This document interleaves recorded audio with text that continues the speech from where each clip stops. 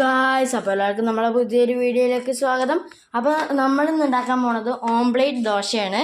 അപ്പോൾ അതിന് വേണ്ടിയിട്ട് നമ്മളിതാ ഉള്ളി കുറച്ച് അരിഞ്ഞെടുത്തിട്ടുണ്ട്. അത് നമ്മൾ ചോപ്പറിലേക്ക് ഇട്ടിട്ട് ഇപ്പോൾ നമ്മൾ മിക്സ് ചെയ്യാൻ പോവുകയാണ്.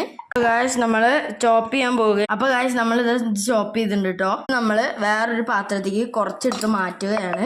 അപ്പോൾ ഗായ്സ്, ആ ഉള്ളി അരിഞ്ഞതിൽ നമ്മൾ മുട്ട പൊട്ടിച്ച് വയ്ക്കുകയാണ്. 2 മുട്ട എടുക്കുന്നുണ്ട് കേട്ടോ. നന്നായിട്ട് മിക്സ് ചെയ്തെടുക്കുക. ഗൈസ്, അടുത്ത് നമ്മൾ ദോശക്കല്ല് അടുപ്പത്ത് വെച്ചിട്ടുണ്ട്. അതിന് ചൂടായി വരണം. ആദ്യം നമ്മൾ ദോശ മാവ് ഒഴിച്ചിട്ട് ദോശ ഉണ്ടാക്കിയിട്ട് അതിൻ്റെ മേലെയാണ് നമ്മൾ മുട്ട ഒഴിക്കുക. ആദ്യം നമ്മൾ ഇതുമ്മേ എണ്ണ തേച്ചു. അടുത്തതായി മാവ് ഒഴിക്കാൻ പോവുകയാണ്. മാവ് ഒഴിച്ചു. ഒരു ദോശയുടെ ഒരു ഇതൊക്കെ ഉണ്ടാക്കി.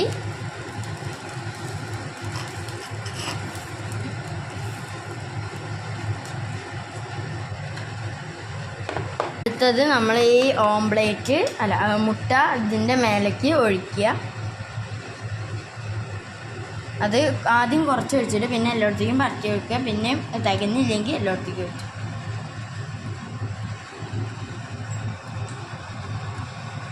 നമ്മളെ അമ്മയാണ് കേട്ടോ ഉണ്ടാക്കണേ.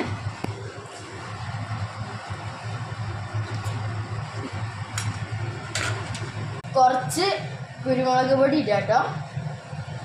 ഇതൊന്ന് മറച്ചിടുക കേട്ടോ. അപ്പോൾ നമ്മൾ ഈ ദോശയിൽ നെയ്യ് ഒഴിക്കേണ്ടവർക്ക് നെയ്യ് ഒഴിക്കാം, അല്ലാത്തവർക്ക് ഇങ്ങനെ കഴിക്കാം.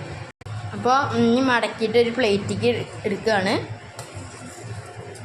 ഇതിൻ്റെ കൂടെ വേറെ കറികളൊന്നും കൂട്ടണമെന്നില്ല, ഇങ്ങനെ തന്നെ കഴിച്ചാൽ നല്ല ടേസ്റ്റാണ്. അപ്പം നമ്മളെ അമ്മ ഒന്ന് കാണിച്ചു തരും, അല്ലെങ്കിൽ അമ്മു കാണിച്ചു തരും കേട്ടോ. എങ്ങനെയുണ്ട്? ചൂടുണ്ട്, അതിൻ്റെ ഒരു ഇതുണ്ട്.